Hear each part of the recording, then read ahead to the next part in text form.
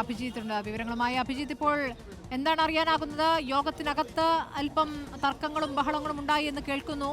ഇപ്പോൾ DCC president പുറത്തേക്ക് വന്ന് മാധ്യമങ്ങളോട് പുറത്തേക്ക് പോകാൻ പറയുകയാണ്. യോഗം അവസാനിച്ചോ?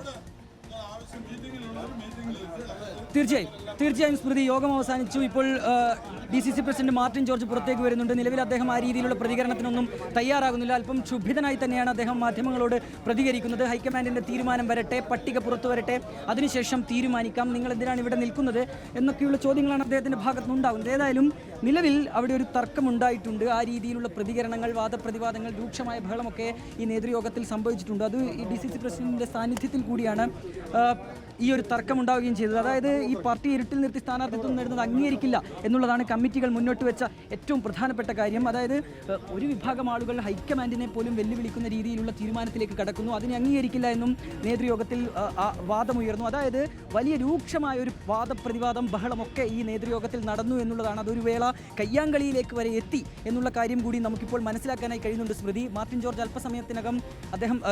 അല്പസമയം മുൻപ് അദ്ദേഹം പുറത്തേക്ക് ഇറങ്ങി വന്നിരുന്നു. അദ്ദേഹം നിലവിൽ കൂടുതൽ പ്രതികരണത്തിനൊന്നും തയ്യാറായിട്ടില്ല. ഹൈക്കമാൻഡ് തീരുമാനിക്കട്ടെ, പട്ടിക പുറത്തു വരട്ടെ, അതിനുശേഷം മാത്രം കൂടുതൽ പ്രതികരണങ്ങൾ നടത്താം എന്നുള്ളതാണ് നിലവിൽ അദ്ദേഹം വ്യക്തമാക്കിയിട്ടുള്ള കാര്യം. ഒരു അതൃപ്തി നമുക്ക് അദ്ദേഹത്തിൻ്റെ മുഖത്ത് നിന്ന് വായിച്ചെടുക്കുകയും ചെയ്യാം. ആ രീതിയിലുള്ള ഒരു അതൃപ്തിയാണ് അദ്ദേഹത്തിൽ നിന്ന് നമുക്ക് മനസ്സിലാക്കാനായി കഴിയുന്നത്. ഏതായാലും മാധ്യമങ്ങൾ പുറത്തോട്ട് നിൽക്കണം. നിലവിൽ അവിടെ യോഗം ചേരുകയാണ്. അതിനുശേഷം മറ്റേതെങ്കിലും ആവശ്യങ്ങളുണ്ടെങ്കിൽ നിങ്ങളോട് പ്രതികരിക്കാം എന്നാണ് പറയുന്നത്.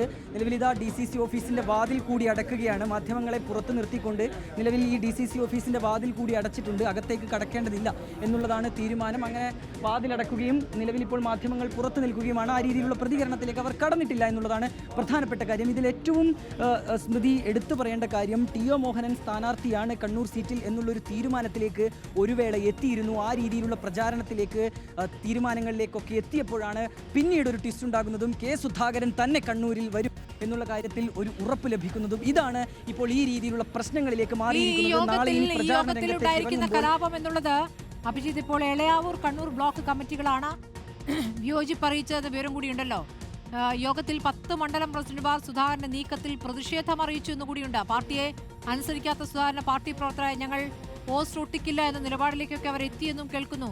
അഭിജിത്ത്, അപ്പോൾ തനിക്കാണ് അവിടെ മുഴുവൻ അനുയായികളും, തനിക്കാണ് സ്വാധീനമെന്ന് സുധാകരൻ പറഞ്ഞെടുത്താണ് 10 ബ്ലോക്ക് പ്രസിഡന്റുമാർ എതിരഭിപ്രായം പറഞ്ഞിരിക്കുന്നതെന്നാണോ?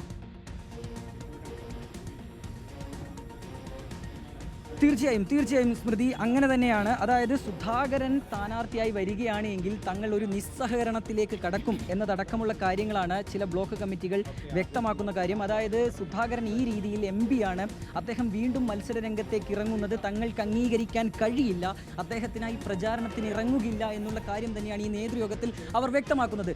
കാര്യം വ്യക്തമാണ് സ്മൃതി. അതായത് MP ആയിരിക്കുന്ന സുധാകരൻ വീണ്ടും MLA സ്ഥാനത്തേക്ക് മത്സരിക്കാൻ ഇറങ്ങുന്നു. അത് പാർട്ടിയെ വലിയ രീതിയിൽ പ്രതിസന്ധിയിലാക്കും എന്നുള്ളതാണ് ഈ ബ്ലോക്ക് പ്രസിഡന്റുമാരൊക്കെ മുന്നോട്ട് വെച്ച പ്രധാനപ്പെട്ട കാര്യം. അങ്ങനെയെങ്കിൽ അത് വലിയൊരു തിരിച്ചടിയിലേക്ക് കാര്യങ്ങൾ എത്തുകയും ചെയ്യും. നേരത്തെ തന്നെ T മോഹൻ അനുകൂലമായി പല ബ്ലോക്ക് പ്രസിഡന്റുമാരും നിലപാട് സ്വീകരിച്ചിരുന്നു.